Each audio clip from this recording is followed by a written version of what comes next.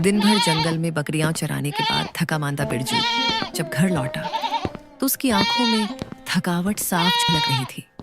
धूल से सने कपड़े, माथे पर पसीना और पैरों में मिट्टी की परत। बिरजू के घर में उसकी सौतेली माँ और सौतेला भाई रहते हैं। लो जी, आ गया दिन भर का आवारा। लो कर लो बात। दिन भर का आवारा, मोहल्ले की सड़कें जैसे इसकी जागीर हो। ना काम का ना धंधे का, बस मुसीबतों का ताज पहन के घूमता है। सुबह उठते ही ऐसे निकलता है जैसे कोई बड़ा नवाब हो, और लौटता है तो अशुभता, मनहूसियत और बर्बादी सब साथ लेकर आता है। अम्मा, मैं तो बस बकरियां लेकर गया था घास काटने के लिए। हाँ हाँ, मैं सब जानती हूँ। तू जो जंगल में बकरियों को चराने जाता है, तू काम से भागने के लिए ही घर से निकलता है। बस सब जानती हूँ मैं। तू क्या समझता है हम तुझे यहाँ मुफ्त में पाल रहे हैं? बकरियां चराने चला जाता है तू, तो बता बाकी काम कौन करेगा? अरे बेटा चंदन, इसको क्या फर्क पड़ता है? तेरी माँ सारा दिन घर का काम करती रहती है, मगर इसको कोई फर्क नहीं पड़ता। माँ, ये ऐसे नहीं सुधरेगा। इसको तो मैं अभी सबक सिखाता हूँ। पापू तो इस दुनिया से चला गया, मगर ये बोझ हमारे सिर पर छोड़ गया। चंदन पास में पड़ा हुआ एक डंडा उठाता है और फिर बिरजू को जोर जोर से मारना शुरू कर देता है। बिरजू दर्द से बहुत रो रहा था। सुन चंदन, आज तो इसे ऐसे पीट कि जिंदगी भर का लाचार बना दे। मैं कहती हूँ, क्यों रोज रोज झेले इसे? एक ही बार में इसका काम तमाम कर दे।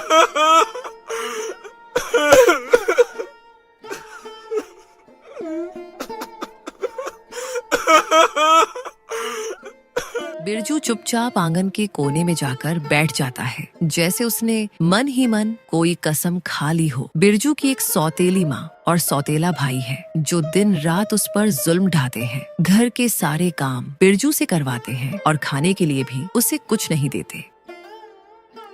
क्या सिर्फ इसीलिए मुझे हर रोज ये गालियां, ये थप्पड़, ये बेइज्जती सहनी पड़ती है? अरे, सारा दिन बकरियां चरा रहा था, अभी लकड़ियां काट कर लाया हूँ। सोचा था अब कुछ खाने को मिल ही जाएगा, पर मिला तो क्या, डंडा।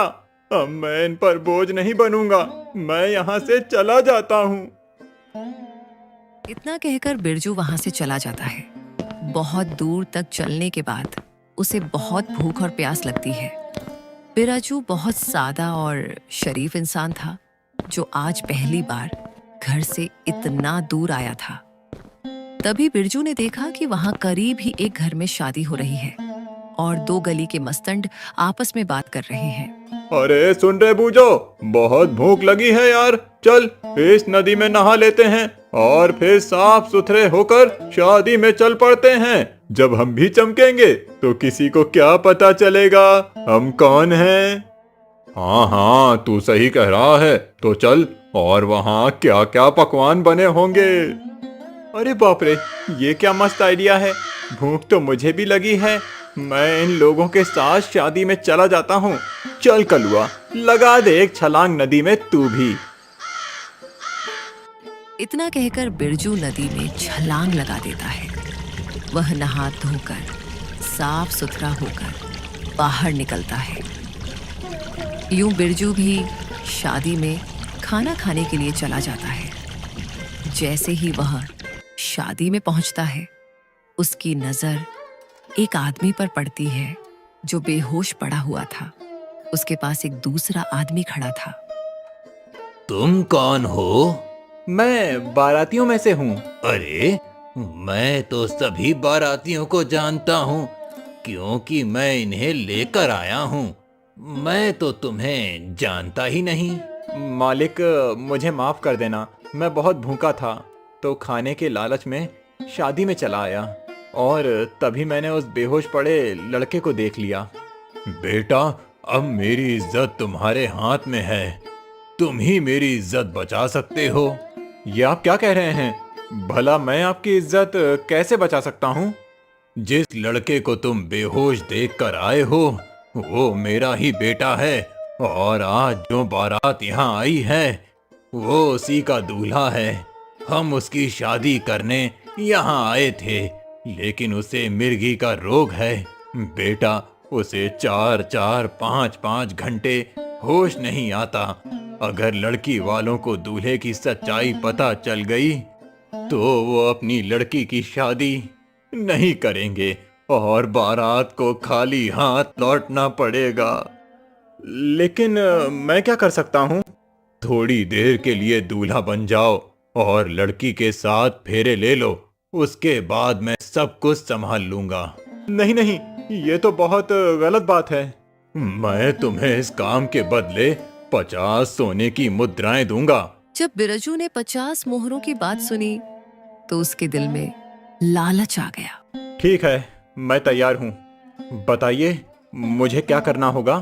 बहुत शुक्रिया बेटा, तुमने मेरी मुश्किल आसान कर दी। फिर बिरजू को दूल्हे के सुंदर कपड़े पहनाए गए। वह बहुत सुंदर लगने लगा। बारात के साथ वह लड़की वालों के घर पहुंचा, जहां उसके और लड़की के फेरे हुए। भाई साहब, हमारे यहाँ एक रस्म है कि लड़का और लड़की अकेले जाकर बड़ों की पूजा करते हैं। जब लड़की का पिता ने दूल्हे के पिता से यह बात कही तो वह भी मान गया और दुल्हन और दूल्हे दोनों को एक अकेले कमरे में भेजा गया। भूख के मारे मेरा हाल बुरा हो रहा है। आया ही था कि तुरंत फेरे करवा दिए। कुछ खाने का मौका ही नहीं मिला। क्या मेरे पिताजी के हाथों से बनाई हुई वो मिठाई और गर्मा गर्म रोटियां वो आपको पसंद नहीं आई? क्या उसमें प्यार की कमी थी या स्वाद की? अरे नहीं नहीं, ऐसी बात नहीं है। सब लोग बारात संभालने में लगे थे। किसी को याद ही नहीं रहा कि दूल्हे को खाना देना है। अच्छा, तो ये बात है। पति से बढ़कर कौन सा देवता होता है? जो मिठाई पूजा की थाली में रखी है, आप वहीं खा लीजिएगा। फिर उसने पूजा की थाली से मिठाई निकालकर बीरजू को दी और बीरजू ने वह मिठाई जल्दी जल्दी खा ली। लता को शक हुआ कि यह दूल्हा कई दिनों से भूखा है। फेरे और बाकी की रस्में पूरी हो गईं। फिर बीरजू बारात के साथ वापस चला गया। ये लो 50 सोने की मुद्राएं। अब तुम्हारा काम खत्म हो गया है। अब किसी दूसरे गांव चले जाओ। बीरजू खुशी खुशी चल पड़ा और सोचने लगा, मेरी तो किस्मत खुल गई। मुफ्त में खाना, मिठाई और साथ में 50 मुद्राएं। अगले दिन जब असली लड़के को लड़की वालों के पास लाया गया तो वही लड़की बोल पड़ी। पिताश्री, पिताश्री, मेरा यकीन कीजिए, यह वो नहीं है जिसके साथ कल मैंने फेरे लिए थे। अगर आपको यकीन नहीं है तो मुझे और उसे अकेले कमरे में भेज दीजिए। दूध का दूध और पानी का पानी हो जाएगा। लता को यकीन हो गया कि यह वही नहीं है जिसके साथ उसने फेरे लिए थे। लड़के को मिर्गी का दौरा पड़ा और सच्चाई सबके सामने आ गई। बारात वापस चली गई। दूसरी तरफ बीरजू एक जंगल में पहुंचा, जहां उसे एक कुटिया मिली। वो एक साधु का आश्रम था। बीरजू ने अपनी सारी राम कहानी उस साधु महाराज को सुनाई। साधु महाराज ने जब सारी कहानी सुनी तो वो भी बीरजू की भोलेपन पर हैरान हो गया। उसे बीरजू पर बहुत दया आई। इतना भोला लड़का इस कलयुग में। उसके बाद वह वहीं रहने लगा। वह आश्रम के सारे काम करता। जैसे जैसे समय बीतता गया, साधु महाराज ने बीरजू को कई तरह की जड़ी बूटियां खिलाई, जिससे बीरजू का दिमाग बहुत तेज हो गया। उसका शरीर भी ताकतवर हो गया। अब वह पहले वाला बीरजू नहीं रहा। वह बहुत चालाक, होशियार, शक्तिशाली बन चुका था। अब वो समय आ गया है। तुम्हें अब अपनी पत्नी के साथ अपना जीवन बिताना चाहिए। लेकिन वो तो उस दिन किसी और लड़के के साथ विदा हो गई थी ना? नहीं, वो लड़की उस दिन बारात के साथ नहीं गई। वो आज तक तुम्हारा ही इंतजार कर रही है और आज के इस कठिन समय में उसे सबसे ज्यादा तुम्हारी जरूरत है। कैसे महाराज? मैं समझा नहीं। कठिन समय? बात यह है कि जब लता की शादी होने वाली थी तब उसके पिता ने एक सेठ के पास अपनी जमीन गिरवी रखी थी और कुछ पैसे उधार लिए थे। लेकिन जब उन्होंने वो पैसे लौटा दिए और सेठ से घर और जमीन के कागज मांगे तो सेठ ने मना कर दिया। उन्हें पंचायत में बात करनी चाहिए, ये तो बहुत बड़ा धोखा हुआ। जब वो पैसे लेने गया था तभी सेठ ने खाली कागज पर उसके दस्तखत करवा लिए थे। ये तो सरासर अन्याय है। उनका घर और उनका खेत छीनना बहुत बड़ा अपराध है। मैं अभी वहां जाऊंगा और उनकी मदद करूंगा। बिरजू ने साधु महाराज से अनुमति ली और वापस मालपुर गांव की ओर रवाना हो गया। वहां पहुंचकर देखा कि लड़की का परिवार एक बाग में डेरा डाले हुए है। जब वह बाग में पहुंचा तो सबसे पहले उस लड़की की नजर उस पर पड़ी। ये तो कुछ जाना पहचाना लग रहा है, जैसे पहले कहीं मिल चुका हो। अरे ये तो वही है जिसने मेरे साथ फेरे लिए थे और पूजा की थी। वह बिरजू के पास आई और कहने लगी, क्या तुम मेरे एक सवाल का जवाब दोगे?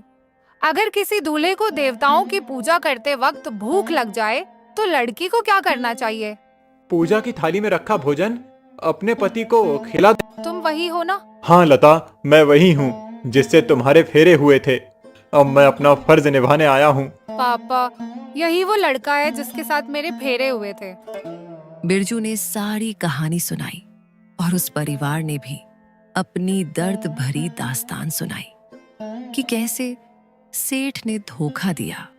अब आपको चिंता करने की जरूरत नहीं है। उस सेठ को मैं सबक सिखाऊंगा। आज रात मैं उसी के घर जाकर ठहरूंगा।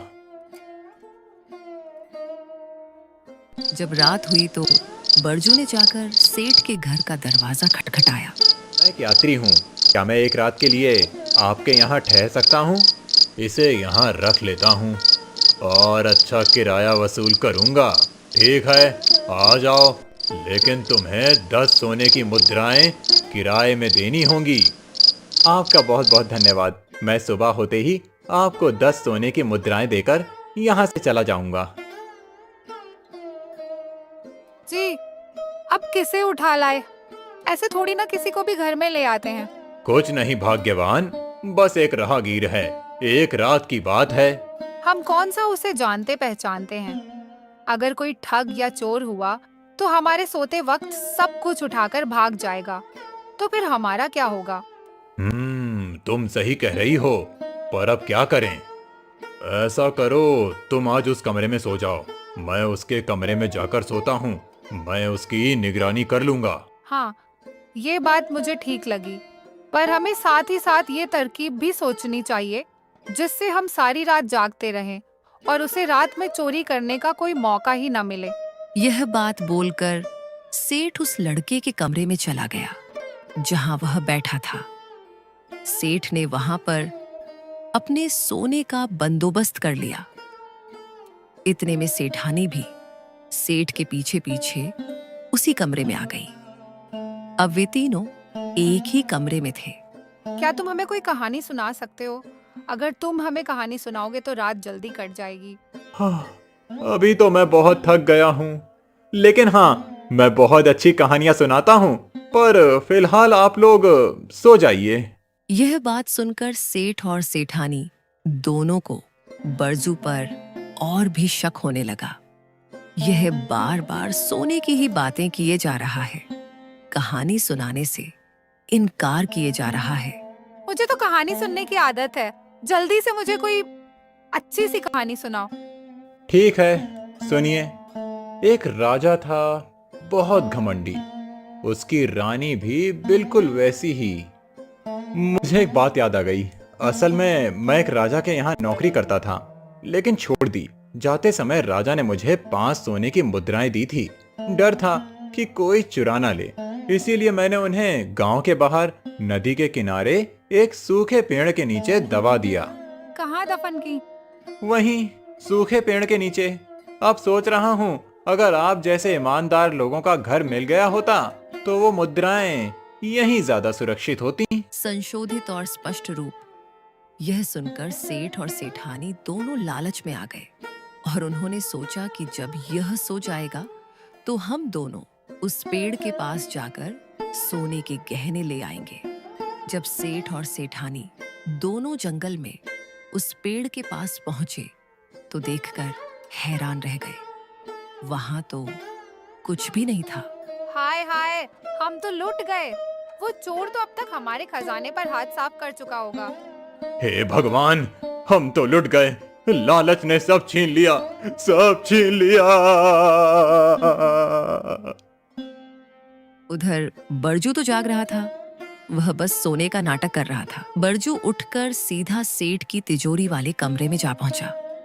तिजोरी में जितने भी सोने चांदी के सिक्के थे बरजू ने सब एक पोटली में डाल लिए और उसी वक्त सब कुछ लेकर वहां से रातों रात फरार हो गया। फिर वह सीधा उस बाग पे पहुंच गया जहां उसका परिवार रुका हुआ था। ये रहे आपके घर और खेत के असली कागज। सेठ ने झूठ बोला था कि खाली कागज पर दस्तखत करवाए हैं।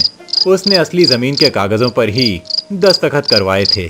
बरजू फिर अपनी बीवी को साथ लेकर कहीं दूर चला गया और वहीं पर घर बनाकर रहने लगा।